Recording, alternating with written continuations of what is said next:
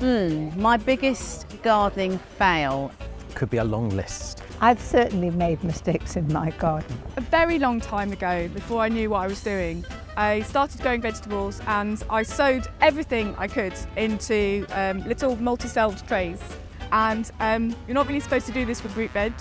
They tend to fork and go into really weird shapes. So I spend my whole of the next few weeks just digging up these ridiculous bendy radishes and forked carrots because I hadn't read the instructions on the packets. I've wanted to grow azaleas and a lovely wreath of Crithia with a lovely white flower. I planted them in the garden.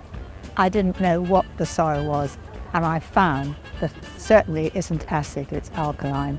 And the result was no lovely white blooms, and azaleas and camellias just don't grow well. So have your earth tested, and you can do that at the RHS, and then you know what will do well in your garden. I've been gardening since I was about 8 years old. I'm from Wakefield and I had a very small suburban back garden. I got into gardening after watching Gardener's World, and my mum came back with a packet of seeds, some yoghurt pots and some compost. Being a Yorkshireman, I thought, wow, in this packet of seeds there's 1,000 seeds, and actually if I can germinate, grow and sell each of these, I'm going to be a millionaire by the time I'm 10. I decided one year to grow nothing but Brussels sprouts, and I thought I'd really capture the Christmas market. Naively, I went on holiday for 2 weeks to Scotland, came back, and they were absolutely decimated with caterpillars everywhere, millions of them. I thought, I can't kill them, that's genocide. I can't leave them, I'll have no Christmas business. And in the end, my conscience got the better of me. We left them there, went away, came back from school one day, and the caterpillars were scaling the side of the house, and it was like something out of a horror film.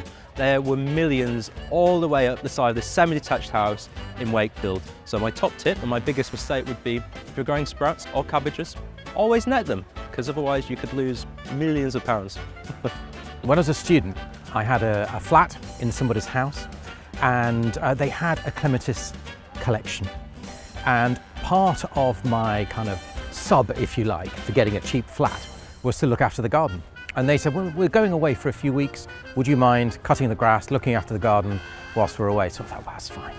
And like all students, it was all left until the last minute, just before they came back.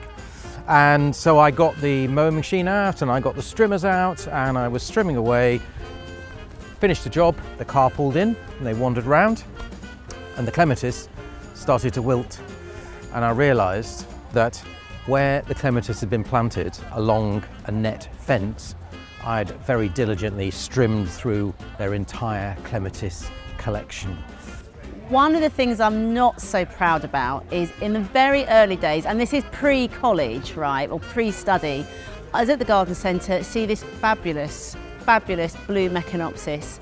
I need that, I want that, I'm spending the extra, get home, find a little spot for it under my silver birch and plant it up, very proud, and water it. And within probably about 36 hours, because this was summertime, it was gone, demolished, deaded.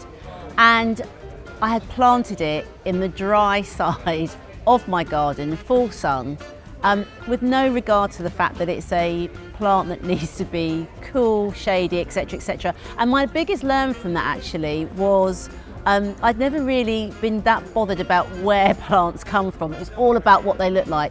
I started to study a bit harder after that. Probably the very worst one was when I removed about 10 tons of rubble from the garden, pushed it down the hill. It had been the place where cars turned round. And then a couple of years later, I decided to make a raised bed. But for my raised bed, I needed about 10 tons of rubble. This time, I had to push it up the hill. I think the lesson I learned from that is it's just as well to plan at least a bit in advance and to have some idea the direction in which you want to head.